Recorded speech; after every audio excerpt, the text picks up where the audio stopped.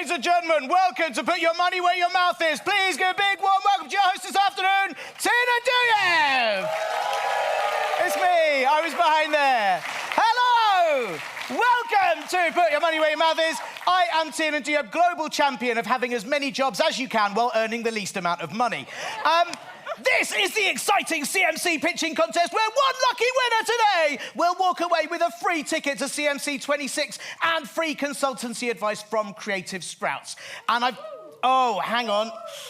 I'm so sorry, everyone. I've just had a message from compliance, and I'm afraid we can't actually call this Put Your Money Where Your Mouth Is anymore this year due to imitability issues. So I'm afraid we're going to have to call it Put Your Money Somewhere Very Safe and Tell a Trusted Grown-Up Where It Is. Do not put your mouth anywhere near currency, cards or electronic devices used to pay for things. Why not have a healthy snack instead? Really so just... Very funny.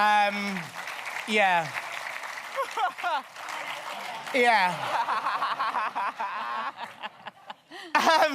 And I want to give a special big thank you to the sponsors of this session, Jean and Jukta at Kits and Press, Kids and Family. The CMC massively depends on our sponsors. And I just want to say, as an independent and totally non-biased person, that I think Kits and Press have really great talent, really talented, creative individuals work. Oh, that's so embarrassing. Who would do that? That is, God, how... Oh, please hire me. Call Jean, please hire me. Really, yeah, really good. So... Today, we have got 4 candidates pitching very, very exciting shows. It's going to be absolutely brilliant. We've got our 4 judges who I'm going to introduce you to soon. Each of the candidates has got 5 minutes to pitch their idea. And when that 5 minutes is up, they will hear this noise. There you go. That's for anyone who had the hummus at lunch. It's a difficult job. Our pitchers have got a difficult job because they have got to work out what kids... want to see, right? And that's hard. I've got a 7-year-old, and judging by what she wants to see, it is YouTubers who sound like they're hyperventilating all the time, and when we're in a rush, fucking anything, just anything. Daddy, I want to watch this snail. No! It's hard. But, of course, I've been asked to host this session. Some of you are thinking, why are you still here? But I've been asked to host this session because I know about pitches, people. I know about pitches. I know about all types of pitches. There's some of the pitches I know.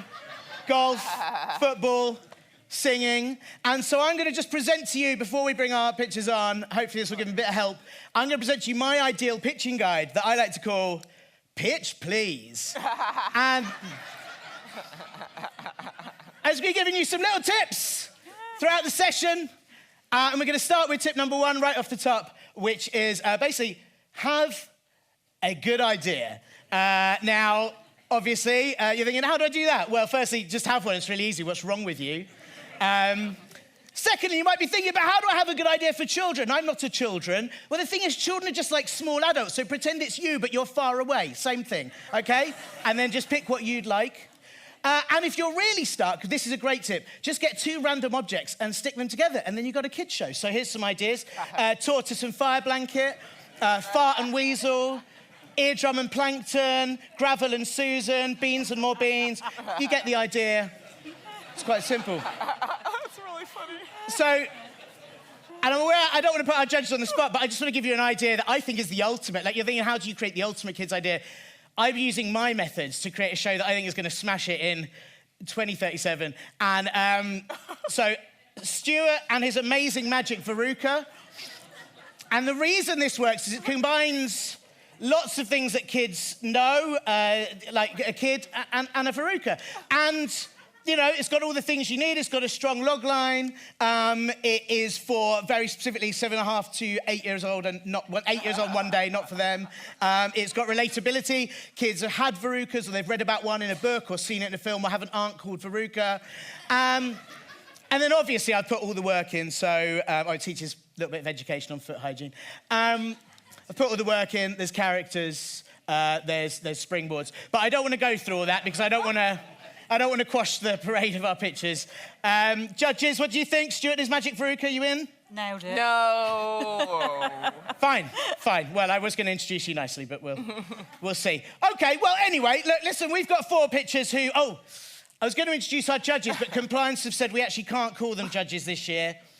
because it's a bit too judgy. So we're going to refer to them as friends that may not always agree with what you think, but by the end it will all somehow work out. So these are our friends that we may not always agree with. We've got a fantastic panel of judges, ladies and gentlemen. So we have got Louise Bucknell from Paramount UK and Ireland. We've got Kenny England from Aardman, Frank Falcone from Guru Studios, and Andrea Griffith from Sphere Media. And they know all about pitches, from Brad pitch to Lilo and pitch. They are on top of all the pitches. And they are going to be judging. How are you feeling? You excited to see today's pitches? Oh, yeah. Super excited. Good, apart from mine, obviously. So that's how it's going to work. And listen, we need a lot of love from you. It's a big deal coming on this stage and pitching a brand new idea that may not have been seen outside of a laptop until today. So what I want is every time I welcome the person pitching on stage, I need you to clap and whoop until they are right at this podium. Don't stop. Give them all the love until they get right here. Don't do that weird, awkward silence when they're there. I need you to keep clapping. So our first pitcher today, which is a big deal pitching first, we have got Martin, who is going to present Nelly Jelly. Give it up for Martin!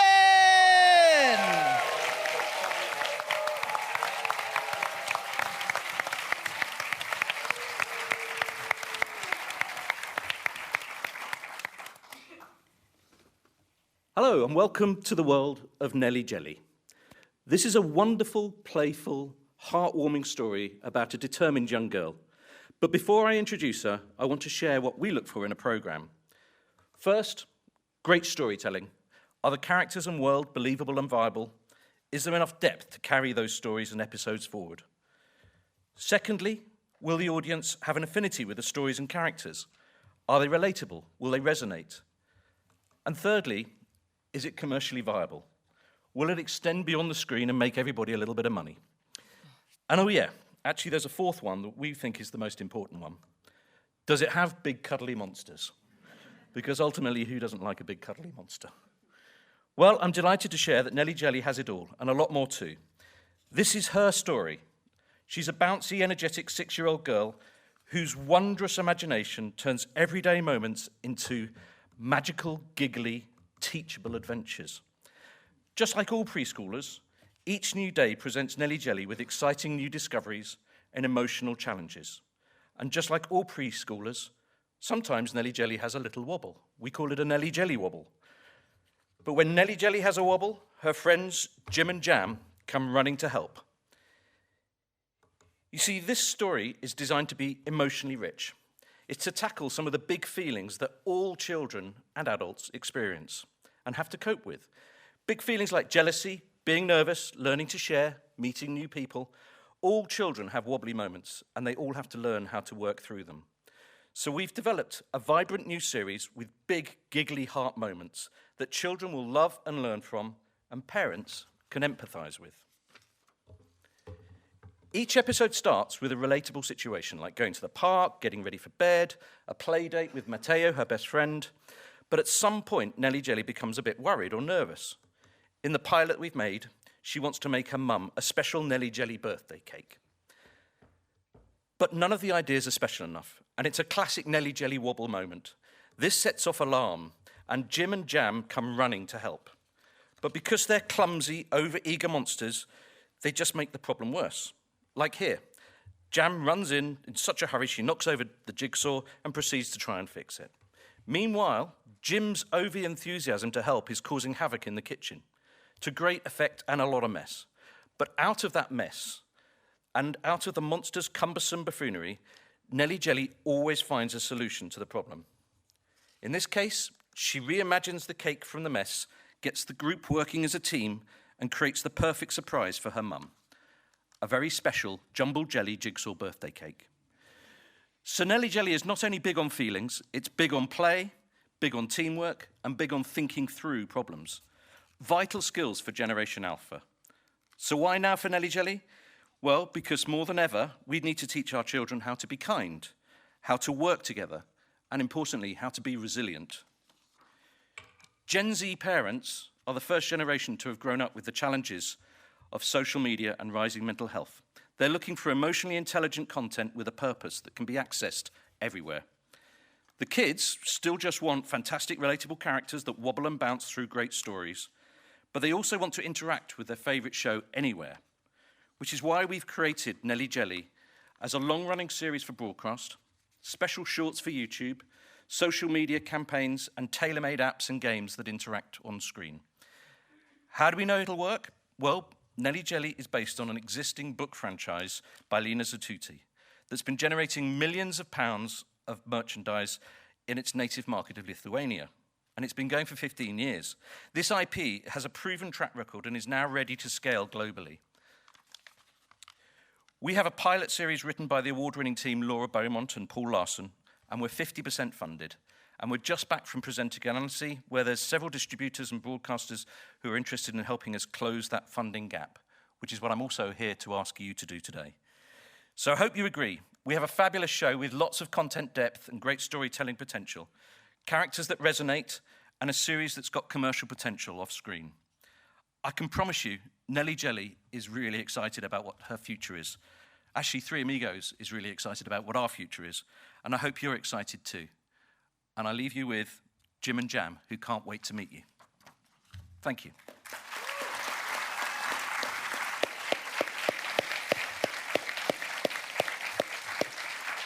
Brilliant. Thank you, Martin. Hold on there for a minute. Thank you very much. Thanks for your fantastic pitch. Let's go to the judges. We'll start this way. Frank, how do you feel about big cuddly monsters? I think the monsters are interesting, the expression of her emotion. I was really fascinated with the representation of the Gen Z parents. Mm-hmm. I think there's a whole show about Gen Z parents because they didn't look like any parents I've ever seen in my life. Yeah. Otherwise, the show felt traditional. I feel like I've seen it before. Mm-hmm. And so I think there's something to be said for a better hook, maybe. Something that would, maybe make a kid want to watch the show and understand the monsters or what their relationship is to her. Okay, yeah. Andrea? Yes, I felt the same. I felt that that Nelly Jelly, I've kind of seen this before, and even though a book that's been successful somewhere doesn't necessarily mean that it makes for a series that will resonate across the world. I'm curious about the monsters. I really was not, and I want to just ask the question. I barely got it, that they are her, what are they? Are the manifestation of her emotions? Like how do the monsters actually function in this? The monsters come running when she gets a wobbly moment and gets worried. Her parents never see the monsters, but they hear. They just happen to leave the room just as the monsters arrive, or vice versa. Mm. So it's like imaginary friends, but they're kind of real as well. Okay, and what's their function, really? Their function is to help her work through the problem. So they have several beats. It fails, it fails, it fails, they make it worse, and eventually she thinks through the problem herself as a result of going through the mess that the monster's buffoonery creates. Okay, thank you. Cool. And I was going to ask more on the monsters, just kind of like, do they have very distinct personalities? They're very... Mm-hmm. Yeah. Okay. I really liked it. I think for me, what I'm looking for, I'm a parent to a 2-year-old, and I'm starting to look more and more at what content I'm giving to her. And what I really liked is all the emotional depth that you can help convey to them that they can't express at the moment and start to see things. So for me, that was really important, that I really liked, and also the look at Gen Z parents. Beyond that, but the first thing I would mention is someone with a digital background. It's really good to see like a rollout plan of like all the different areas you've looked at where it could be applicable rather than just as a TV series. So I thought that was really strong that you've already started looking into that. Fantastic. Louise? No, thank you, Martin. It was a great pitch. Really thought out about how it might sit on platforms as well, and that's a really good thing to think about of the kind of content that you're going to produce with it. I think my question is about the world that she's in. We saw that there was a friend there. Are there other friends within the world, or is it just Nelly and the one other friend and the parents? And is it set within the house, or does it sort of happen in sort of the rest of the world that she's in? The world is the typical world of a preschooler, so it goes to nursery, it goes to the park, it goes to the local town, it's in her house, it's in her back garden. It's the kind of world that every preschooler could relate to. Because I think that's really important, particularly if you're looking at the sort of the early years and the early years foundation about social emotional development and thinking about sort of how that rolls out within your storylines and your scripts as well. So I think within the pitch, I would hope that there would be sort of other accompanying materials like storylines and sort of character development. I'm sure there is. It's obviously you've only got 5 minutes, but I think it looks really fun. I think I echo what has been said, is that it does feel that it needs a really distinct hook that sets this apart from other shows that focus on social emotional development of kids as well, and it could be in the way that the problems get solved by Nelly. But it was, a really good pitch, very clear about what your sort of purpose of the series was as well. Thank you. Cool, brilliant. Thank you, judges. I just want to say, I keep looking at him going, I could have a sleep with one of those. Thank you very much, Martin. Please give a big round of applause to Martin with Nelly Jelly. Thanks, Martin. Okay, I'm going to welcome our second pitcher in just a second, but obviously exclusive for you, part 2 of my guide to pitching. A key thing in this industry at the moment is existing IP. How do you make your original idea into some existing IP? Because, hey, broadcasters love it. Which kid doesn't love an idea their dad enjoyed 30 years ago? Exciting! So, I, of course, have tied in my pitch. You'll see it there. The wizard who gave Stuart the Veruca in his swimming pool. Who's there? Darth Vader and Girl Dog, whatever she's called, from Paw Patrol. Existing IP. A few other ways. Gabby from Gabby's Dolls once had a Veruca. So there's other ways to tie it in. If you're thinking, I can't find a way for my original idea to do this, here's another thing. Find existing adult IP and make it kid-friendly, okay? Quick ideas. Kid game, right? Everyone in my daughter's class swears they've seen it, even though the parents say they haven't. It's basically got games in it and a big doll. Easy. Then, of course, we've got slow unicorns. Kids love spy stuff. It's got farts in it. Easy win. And, of course, The First of Us. Exactly the same, but with cute mushrooms. Just a quick one. I don't know if any of you watched The Last of Us. I do. You know when they burn the mushroom people with flamethrowers? Don't you think it would make a lovely umami smell? Would that be a... No? Doesn't worry any of you. OK.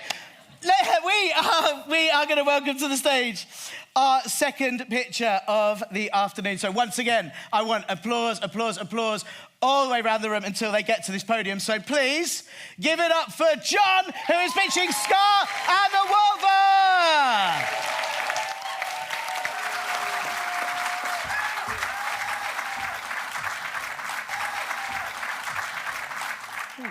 Hello. Hi. Okay, cool. Ska and the Wolver is a 45-minute family co-viewing special in the vein of Wallace and Gromit. It's designed as a heartwarming Christmas event that can live on in schedules for years to come. It's 2D CG blend, using the full expressive power of animation to help us tell a story in a way that live action can't. In a time before time, Scotland was shaped by creatures of myth, but when humans arrived, they saw these souls as something to fear, driving them back to their final refuge, the Isle of Skye. It's here, with the remains of magic still lingering, we meet 11-year-old Ska Calcha. Stubborn, cheeky, squirrel-loving, and lonely. In a crannog on the outskirts of town, she lives with her dad, Leth, a fisherman who wants her to mend nets and stay out of trouble. But Ska dreams of becoming Skye's greatest monster hunter, like her hero, Baz the Slayer, a distant legend that lives on in the poetry of a mother she lost when small. Although Leth tries to bury these stories, Ska still reads them, a final link to the mum she barely remembers. After a passing carrier puffin gets hit by an errant arrow during a secret archery practice session, a wanted poster flutters down. The Wolver. I'm John McEwen-White, founder of Bonnie and Braw Cartoons, a tiny award-winning animation studio all about proving Scotland can tell our own stories. My grandfather came from Skye, only speaking Gaelic, but when he moved to Glasgow, he was mocked, so from then on, he only spoke English. I never got to meet him, but a connection that could have lived through our shared language, our culture, was lost. In this film, Gaelic is a language of magic. Feared, forbidden, wrong. Telling her dad she's making a quick delivery and promising to return for winter solstice feast, Ska sets out and soon comes across her prey. Fishing from a stone mid-river, scarred, terrifying, otherworldly, with animation that will help us show it. The landscape and the creatures appear in flowing watercolour, like a Gaelic fairy tale. Humans, by contrast, are rigid blocks, unnatural. An approach shaped with help from Tom Bryant, lead CGI artist of Oscar-winning The Lost Thing. The Wolver, seeing this little warrior girl with her bow and arrow drawn, shrieks in fear and flails into the river, for this is not a beast, but Iara Gradach. Poetic, soft-hearted, pescatarian, and lonely.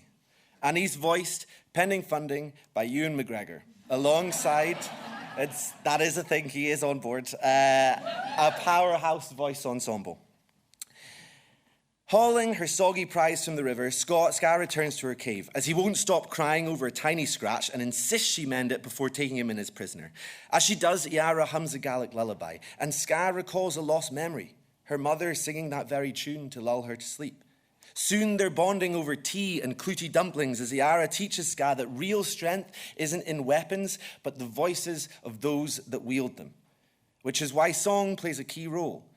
Emmy-winning Hart and Riley are composing. Alongside, the special will release an original Gaelic English song in collaboration with Katie Tunstall and Julie Fowlis. As the two new friends practice their voices through a roaring contest at the top of the valley, Ska's father arrives, not as Leth the fisherman, but as Baz the slayer, his old self. One fateful night years ago, Baz ambushed Iara, thinking Ska's mother was in danger. In the chaos, she was lost to the freezing rapids of the river. Leth never forgave himself and gave up his life as Baz. Now the slayer will stop history repeating, but Iara tells the truth. Ska's mother was helping him escape.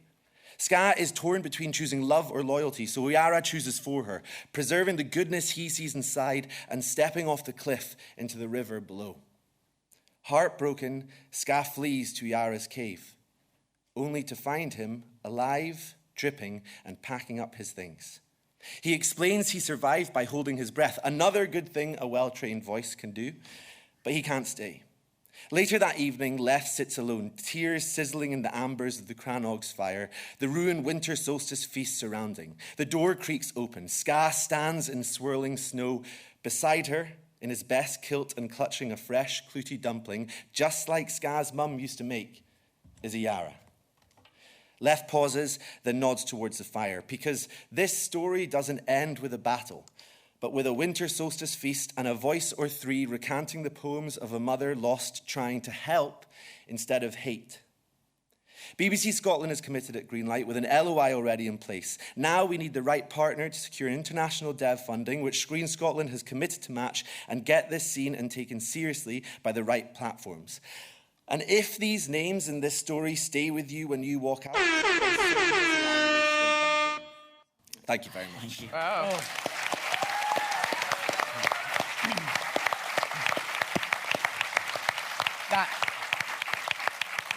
That klaxon hit just as you were saying thanks very much, wasn't it? That was the only bit that... Okay, that's good. That was well timed. Thank you very much, John. Louise, let's start with you. Scar and the Wolver. Absolutely beautiful. The animation is lovely. The story, you were really drawing me in with the characters and the story. And I think because you started with the authenticity of like where the story came from and the inspiration for it, that's really, you know, that really gives you the feels and you want to know more. I want to know what happens and what happens next. So a great pitch. Thank you very much. I think, you know, sort of the ambition that you have with some of the talent involved, having BBC Scotland on board, fantastic to see that and think about sort of where it might go beyond that on other platforms around the world. So well done. It's a really great pitch. Thank you. To speak about authenticity, I didn't get the chance to mention the Wolver is a real myth. And all we did was fish and leave the fish on doorsteps of Starbucks. Yeah, that's fantastic. Wow. Yeah. And we've got a fantastic co-writer because I recognise that the main character is a small black girl and I'm a very big white guy. We're co-writing with an Iranian-Scottish called Nathalie Ahmedzadi and a contributing writer who's Afro-Caribbean and Scottish who also know what it's like to not feel like Scotland is their home every day. Yeah. That's great. Fantastic. Thank you. Lovely. Kenny. Yeah, no, I really enjoyed it and loved that it was speaking to like a lot of your backgrounds and a lot of your history. I think for me it's interesting to kind of see that this is a much longer form piece and just wondering, asking you a question really like, where do you see it going beyond this? Is there plans for what you could do if you managed to make this happen? Oh yeah, there's lots of plans. I already have the story for the feature and that involves a stoorworm, which is this huge Scottish dragon, but it actually turns out it's a kelpie, which is just trying to find its child. And Ska and the Wolver kind of go on these adventures and basically try and turn people on to magic as opposed to off it. But there's other opportunities, like obviously like he'd be a really cute cuddly toy. Music is a really big part of it. Even I have like an idea for a slightly older skewing story which is all about Baz's life. So it's called The Chronicles of Baz and it's just like him fighting monsters, but turns out always the monsters aren't that bad. It's like The Witcher for 12-year-olds. Amazing, thank you. Lovely. Is that your idea? I just wanted to know if there was more kind of beyond this, and it sounds like you've got a really clear vision of how this could expand out. Cool. Andrea? Good. Excellent pitch. Thank you. Love the artwork. Love that it's culturally specific. Can feel your heartbeat in this pitch, and that's always something that I'm looking for. I have a question. I'm also highly jet lagged, so I thought I heard you say Christmas.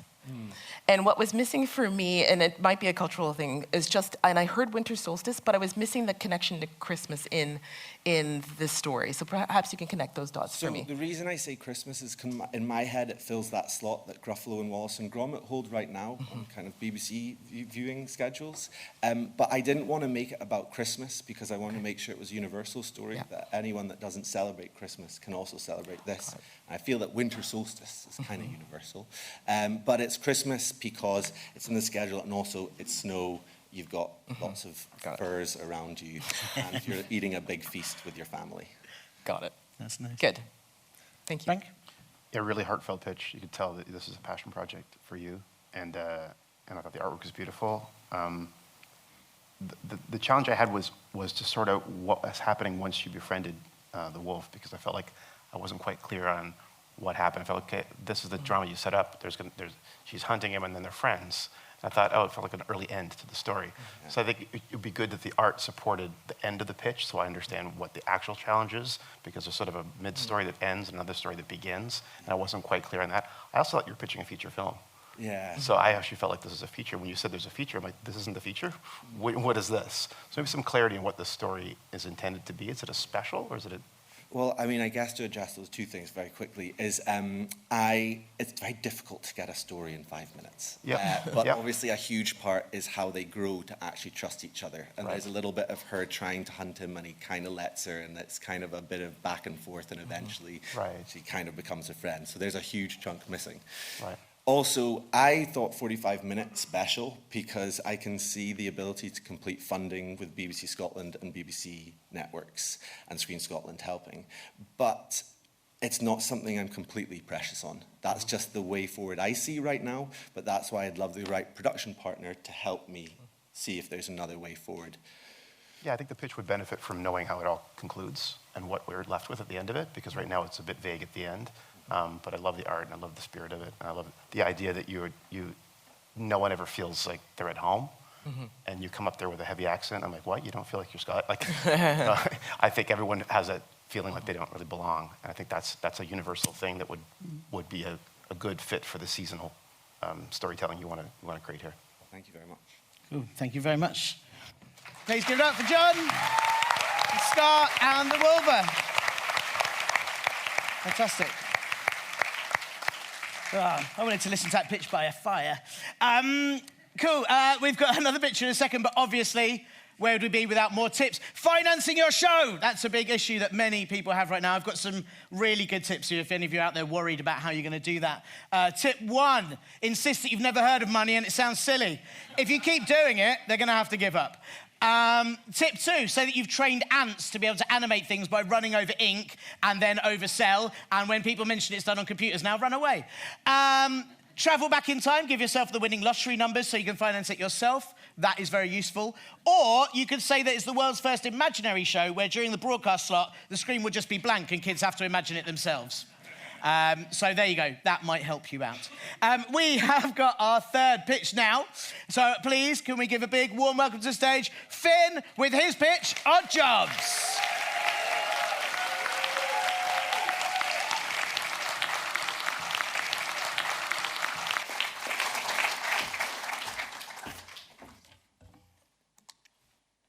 Hello. My name's Finn. I'm a 2D animator at Brighton Zoo. Before I get into the show, I want to give everybody a little bit of context. When I was little, I have a very northern granddad, I just want everyone to know, and he once came up to me and my brothers and told us that we could only be one thing in life and we have to pick it. And similarly, when I went to a job fair for year 9s, I got told when I was there that I wanted to be an animator, and she said that there's no jobs for that in the paper.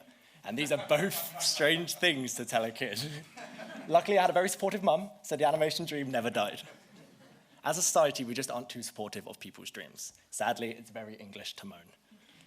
And within a society dominated by countless no's, many kids are easily discouraged from taking risks and having agency over decisions that will impact their own lives. Like, kids want to go out, try new things, and follow their dreams. And on the road to your dreams, it's okay to work a few odd jobs, where occupation meets hazard.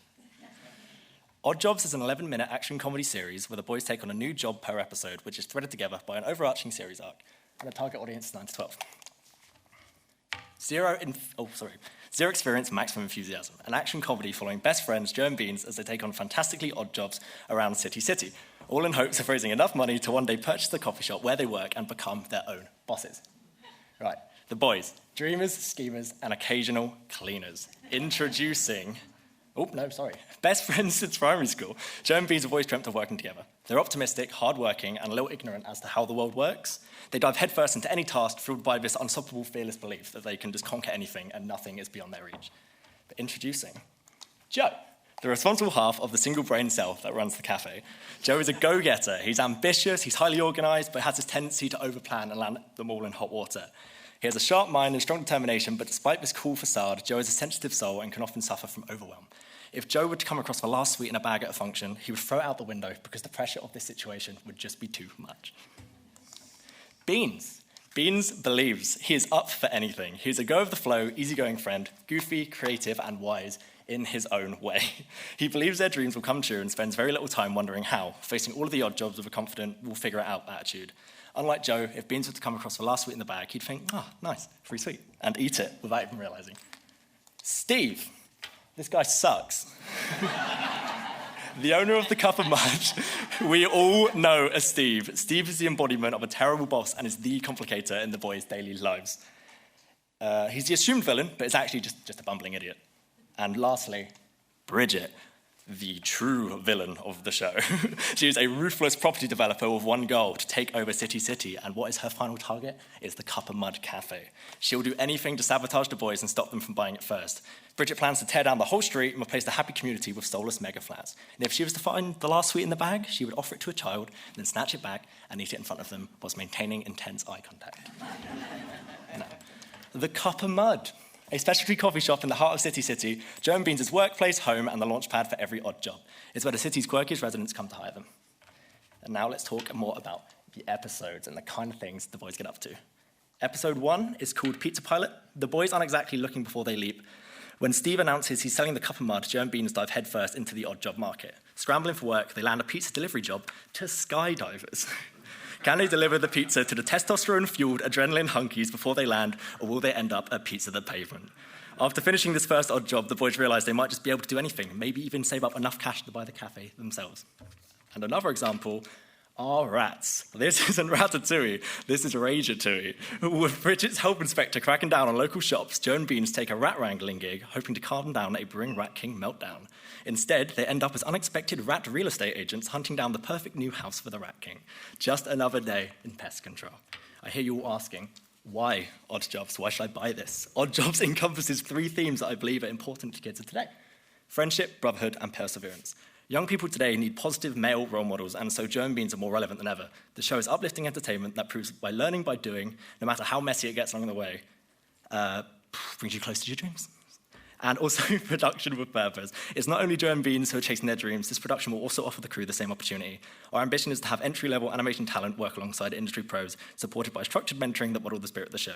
If you can see it, you can be it, hopefully with a little less chaos from Joe and Beans. And overall, figuring it out is the fun part.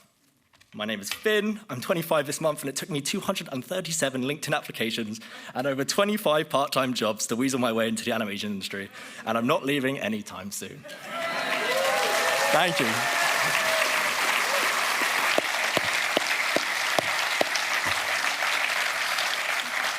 Brilliant. Well, thank you, Finn. Let's go Andrea first. What do you think about Odd Jobs? You know what I love when people say, oh, it's a comedy, and then the pitch is actually funny. So thank you, because that doesn't happen all the time. I get pitch a comedy, and I'm like, what? It's not funny. So kudos on inserting comedy into your pitch. That was very good. You got lots of laughs from the audience, and you should feel really good about that. What do I want to say about this? I like it a lot. I think it's fun, the Odd Jobs angle, and I think that's a really cool story engine.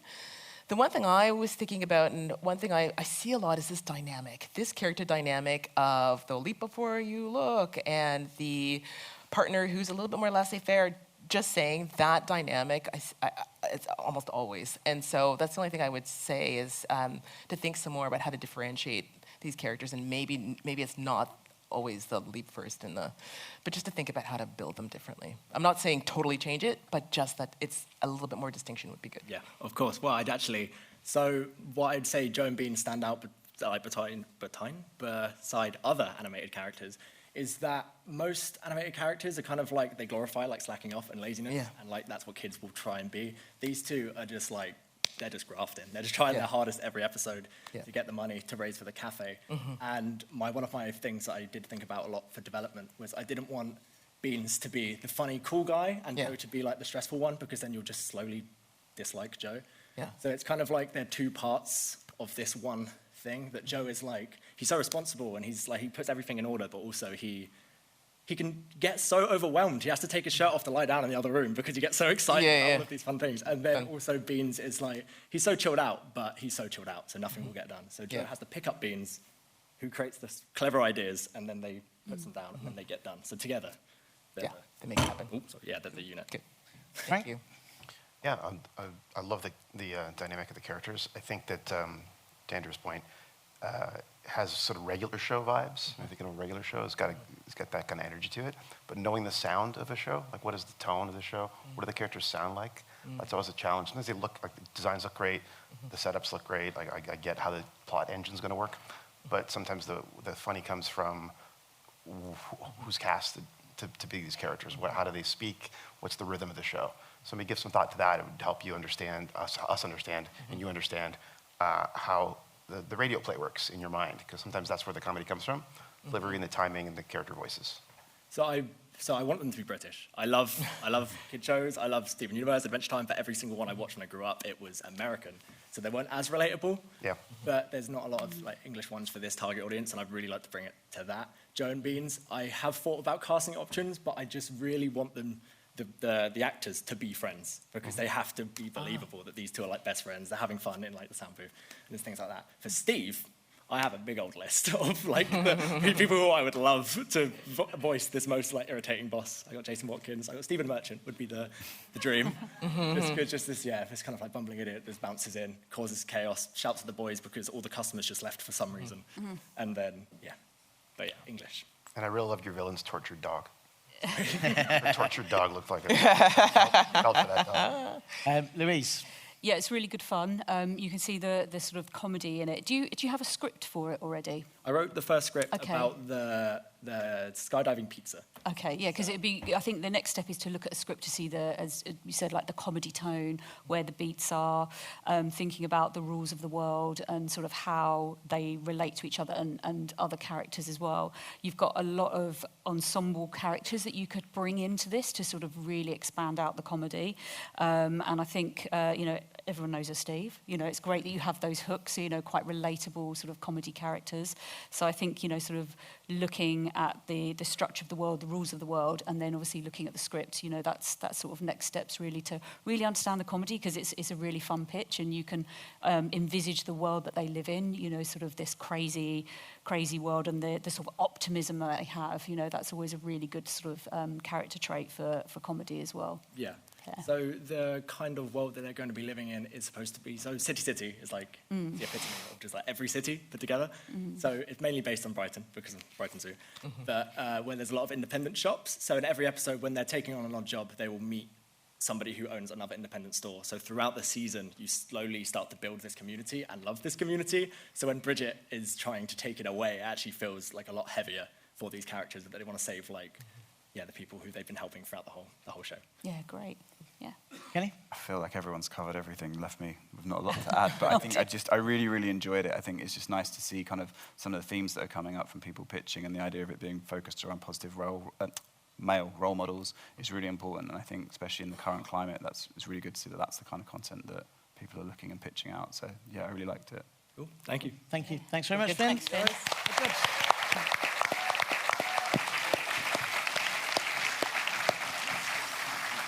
Right.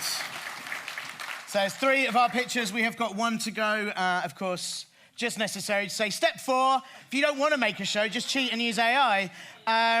You're thinking, why? And I would tell you, because any idea you have, it can make it any style. Like, it can make it like Ghibli. Oh, sorry, that's giblets, sorry.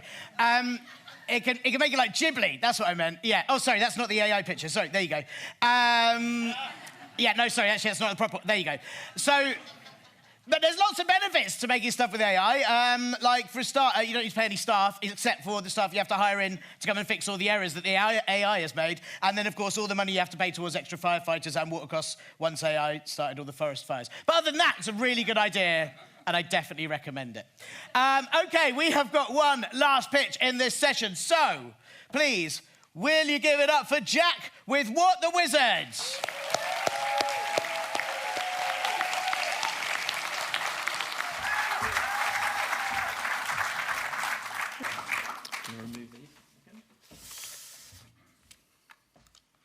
Hello there, my name's Jack Hudson, and I'm an illustrator and director from the Midlands, whoop whoop, and co-creator of this, What the Wizard, a wild, warm, hilarious new show of 11-minute episodes aimed at children aged 6+ and perfect for co-viewing.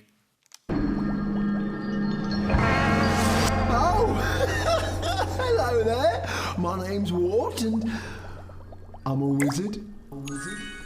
Now, Wart is a kind but reclusive, brummy wizard who lives in an enchanted cave in a magical land that is definitely not Birmingham. Now, each day, we'll see a guest of the day, a creature or a person who comes to visit Wart in search of a cure to an ailment or a curse. This might be a blobfish with low self-esteem, or a pet squid with separation anxiety, or a potato that simply can't stop farting. But whatever the issue, though, Wart knows a way to solve it, and he knows what ingredients he needs to make a healing potion. So far, so simple, right? Well, there's only one small, very green problem. Wart has an apprentice, a chaotic, bogey-like creature called Bog. Now, Bog, who idolises Wart, tries his best to help him, but accidentally causes all sorts of slapstick mayhem in the process, either breaking, losing, or eating some of Wart's precious ingredients, and forcing this kind, reclusive wizard to venture out of his cave and into the colourful world outside, as they search for ingredients together and solutions whilst meeting lots of new friends along the way and going on some really wild, epic adventures!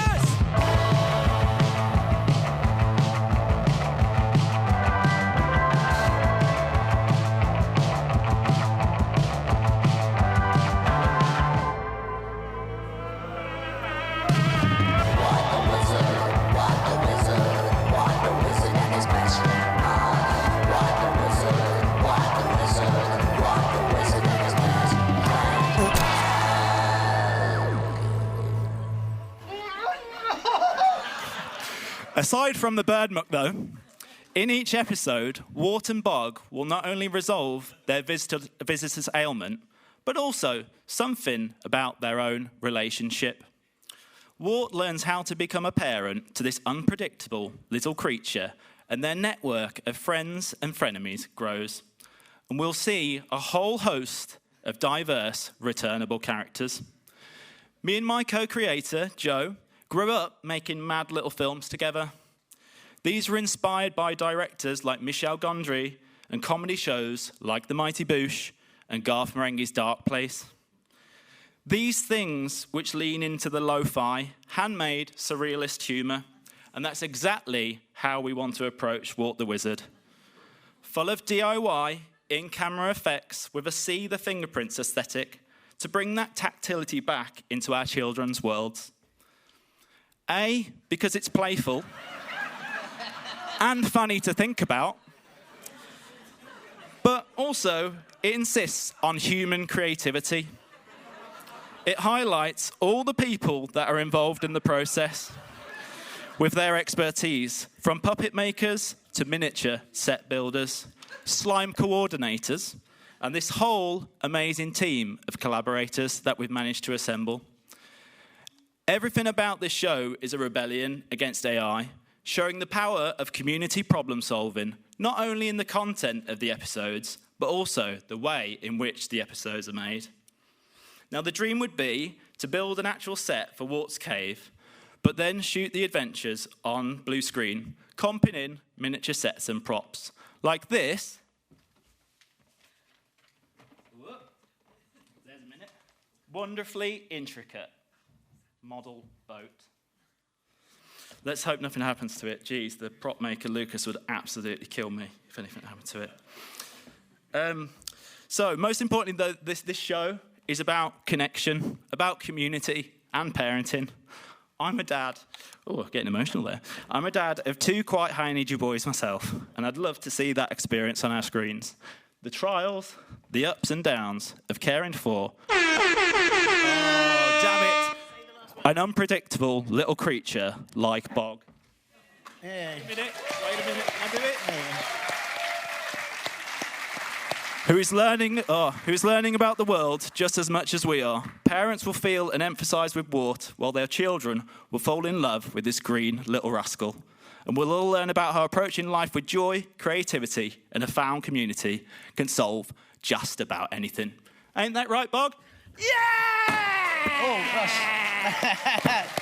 Oh, no. Whoopsie! Well, oh, God. Do you now need additional funding to cover that? Okay. Thank you, Jack. Kenny. I'm really glad you said Mighty Boosh, because I was watching it and I was like, oh my God, this is bringing me all the way back to my youth, and absolutely loved it. I think it's really interesting seeing just the different techniques that people have pitched, and this obviously really stand out and really different, and really lends itself quite well to just showing a lot of the craft and a lot of behind the scenes. You can immediately see how big and you could create a social and digital channel around the way that you're doing things. So I think there'll be a lot of questions. I don't think anyone in this room was expecting to see what we saw on that blue screen, and I think that's something that will get shared and people will enjoy. So not only is the output enjoyable, it's how everything's made. So I think that's a really good, really fun experience to see. Yeah, and I think it's all about, having the children,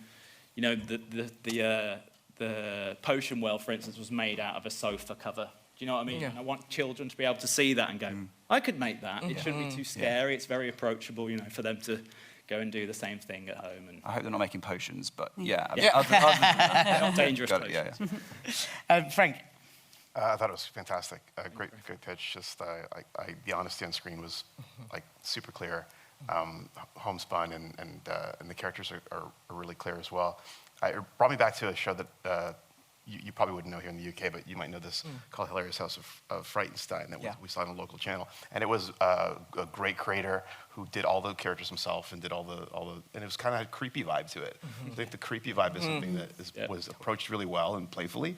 Yeah. So it didn't terrify, but it puts a little bit of edge to the the squishy doorbell, things like that. I think the tactile and kids would really respond to it, because there's not much like that out there right now. There's not something that kind of challenges kids and without going to a horror Halloween death place. It's just a weird dad or a weird uncle and a challenged puppet who's getting by in life. So really wonderful pitch. Really well done. Louise? Yeah, it's fun. It's really good fun. I think anything that encourages kids to maybe go into their living rooms and cut up their sofas and start trying to make things themselves is great, because it's just, the creativity.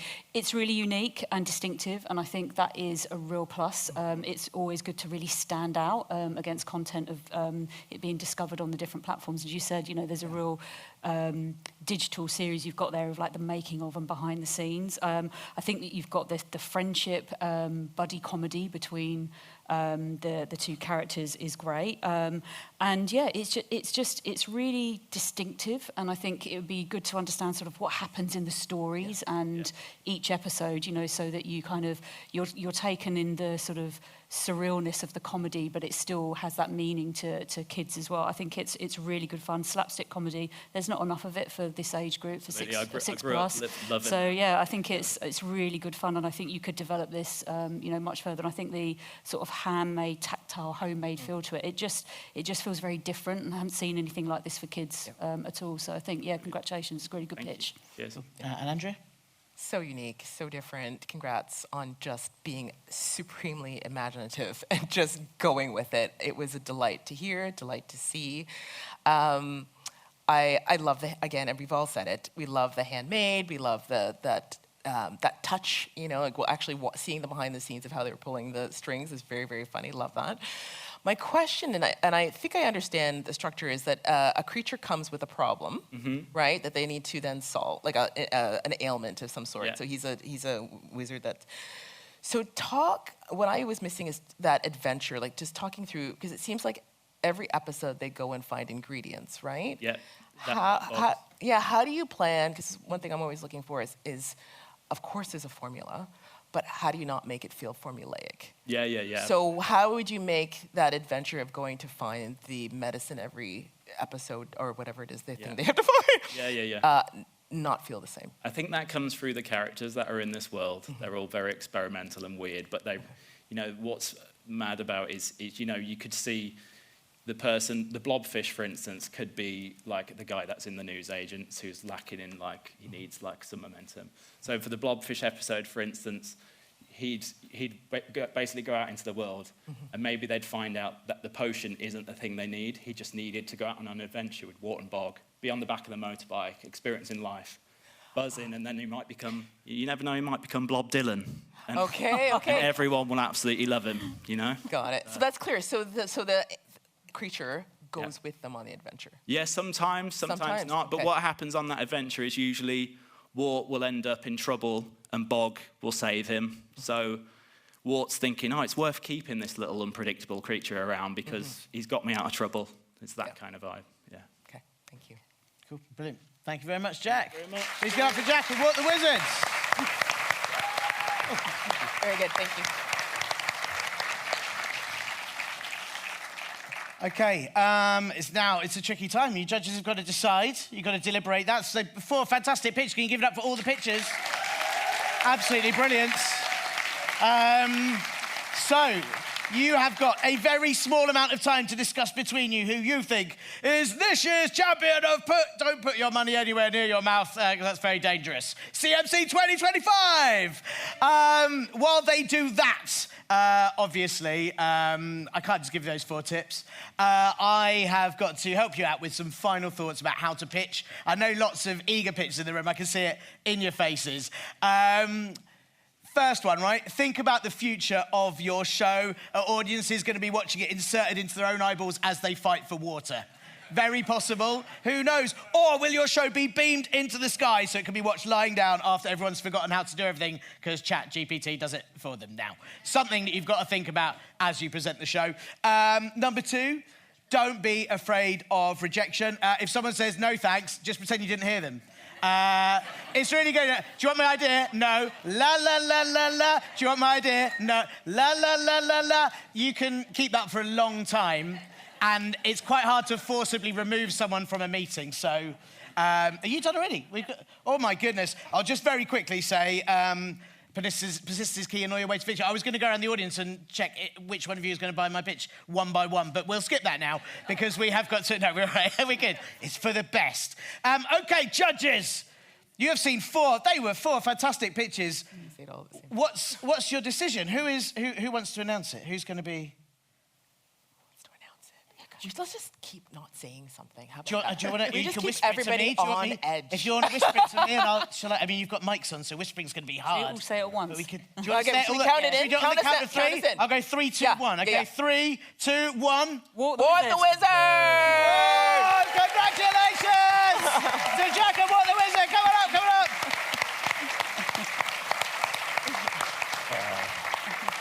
Congratulations. Well done, Jack. All right. Thank you very much. Congratulations, Jack. And you win, I don't know, I just brought you up to shake everyone's hand, and now you can stand there awkwardly as a prize and fix that boat. Anyone got any super glue? Oh, no, that's like genuinely brilliant. Jack, you've won a free ticket to CMC next year, and, of course, you are going to get a free creative consultation session with Creative Sprout. So, please, give a big round of applause to Jack and Wart the Wizards! Thank you very much. Congrats. Well done. And I do have to say before we go, compliance has said actually there isn't everyone won because it's the taking part that counts. Just important so you know that. Okay, thank you so much to all of our judges. Thank you to Frank, Andrea, Kenny, and Louise for your fantastic input and for picking a fantastic winner too. I've been your host, Tiernan Douieb. There is now tea and coffee at the Hubs. Very exciting. Please get out. Thank you very much, and thanks again to Kits and Breasts for sponsoring the session too. Thank you.